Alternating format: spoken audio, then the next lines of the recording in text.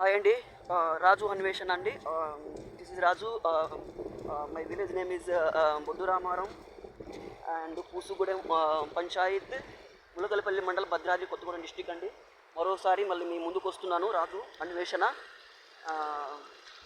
ఒకసారి చూడండి అండి, మా ఏరియాలో పడ్డ వర్ష ప్రభావం వల్ల ఏ విధంగా అయితే ఇక్కడ రైతులు యొక్క పంట పొలాలకి ఏ విధంగా వాటిల్లుతుందో ఒకసారి చూడండి.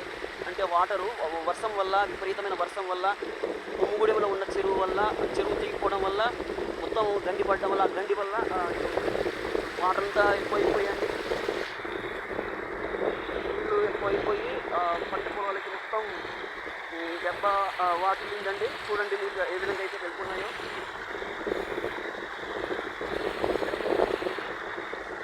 చాలామంది రైతులు ఉన్నారండి. ఇక్కడ నుండి స్టార్టింగ్లో నుంచి చూపిస్తున్నా మీకు. ఒక స్టార్టింగ్ నుంచి కనబడుతుంది. ఆ ఏరియా నుంచి అటు చిన్న వాగు ఉంటుందండి. ఆ చిన్న వాగు నుంచి ఇంతలా ఎక్కి వచ్చేసినాయండి నీళ్ళు. అటు కొమ్ముగూడెం చెరువు పెద్ద గండి పడడం వల్ల మొత్తం వాటర్ ఎక్కువైపోయి ఈ నీళ్లు పోయి మళ్ళీ అక్కడ ఆ చివర కనబడుతుందండి. అక్కడ మురుడు వాగు వస్తుందండి. అక్కడ ఆ వాగులో పోయి ఈ నీళ్ళంతా వెళ్ళి అక్కడ కలుస్తాయండి. ఇక్కడ చాలామంది రైతులు ఉన్నారండి ఈ ఏరియాలలో. రైతులందరూ వ్యవసాయం మీద ఆధారపడి బ్రతికే రైతులండి.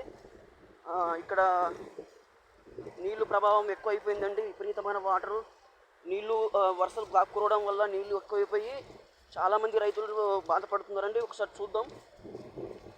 ఇది మీ రాజు అన్వేషణ ఛానల్ అండి. చూడండి, ఒకసారి మీకు చూపిస్తాను.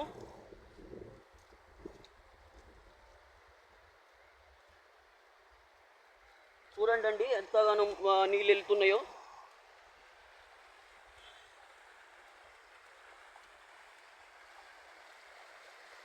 విపరీతమైన నీళ్ళండి. ఒక్కసారి చూడండి, పొలాలు మొత్తం నిండిపోయినాయండి. నీళ్ళు అసలు ఏమీ లేదు, పొలం మొత్తం ఏమీ లేదు. ఇవంత వర్షం ప్రభావం వల్ల మరి ఇలా జరుగుతుందండి. మరి గవర్నమెంట్ అధికారులు రావాలండి. చూడండి, అసలు ఏమీ లేదండి.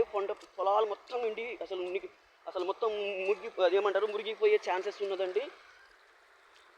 మరి చూద్దాం, రైతులు కూడా అడిగి మాట్లాడదాం, తెలుసుకుందాం ఏమంటారు. ఒకసారి చూడండి, ఇక్కడ ఉన్న రైతులకి ఎంత ప్రభావం ఉందో. అసలు మొత్తం ఆ నీళ్ళంతా మొత్తం ఆ ఏరియా కనబడుతుందండి. ఆ చివరలో చూడండి ఒక్కడ కనబడుతుందండి. అన్నీ నిండిపోయినాయండి, అసలు ఏమీ లేదండి పొలాలు. మరి గవర్నమెంట్ అధికారులు రావాలండి. మరి మాట్లాడాలి వాళ్ళు. మరి గవర్నమెంట్ ఆఫీసర్లు వచ్చి రైతులని ఆదుకోవాలని కోరుకుంటున్నామండి. మరి ఏమంటారో మరి రైతులు. ఇక్కడ మనిషి వస్తుండు, అడిగి తెలుసుకుందాం. మరి ఎన్ని ఎకరాల పొలము ఇది, ఎన్ని ఎకరాల పొలం నుంచి ఎన్ని ఎకరాల దాకా ఇది ఎక్కువ అయిపోయిందో, మరి ఎన్ని ఎకరాల దాకా ఉంటుందో అడిగి తెలుసుకుందామండి. ఒకసారి ఒక రైతు వస్తుందండి, నేను అడుగుదాం, తెలుసుకుందాం ఎన్ని ఎకరాలు. ఇక్కడ నుండి దాదాపు మొదల నుంచి చివరి దాకా ఎన్ని ఎకరాలు ఉంటుందండి. ఒకసారి రైతుని అడుగుదాం. భయ్యా ఒక్క నిమిషం అండి. ఇంకో రైతు ఉన్నారు రోడ్డు మీద, అతను అడుగుదాం, తెలుసుకుందామండి. ఆ మొదల నుండి ఆ చివరి దాకా ఎన్ని ఎకరాలు ఉంటాయో, ఆ వాగుడ్డు వరకు ఎన్ని ఎకరాలు అంజాగా తెలుసుకుందామంటే. ఒక రైతు ఇక్కడ మన దగ్గర ఉన్నారు, మాకు బావగారు అవుతారు అండి. మీకు అంజాగా మీరు చెప్పండి ఒకసారి. అక్కడ మొదల నుంచి మ్యాక్సిమం ఇన్ని ఎకరాలు ఈ ఏరియా, మళ్ళీ అక్కడ నుండి అన్ని ఎకరాలు ఆ ఏరియా అని ఒకసారి మీరు అంజాగా చెప్పండి. ఎన్ని ఎకరాలు ఉండొచ్చు? 6.5 అటు డౌన్లో అటు ఎన్ని ఎకరాలు ఉండొచ్చు? అటు 10 ఎకరాలు దాకా ఉంటుందా? అటు 10 ఎకరాలు అండి. ఇటు మధ్యలో 6 ఎకరాలు, ఇది ఒక 6 ఎకరాలు, ఈ ఒక 4-5 ఎకరాలు అండి. మొత్తం దగ్గర 25 ఎకరాలు 30 ఎకరాల దాకా ఉంటుందండి మొత్తం. మరి మా అంజాగా చెప్తున్నామండి.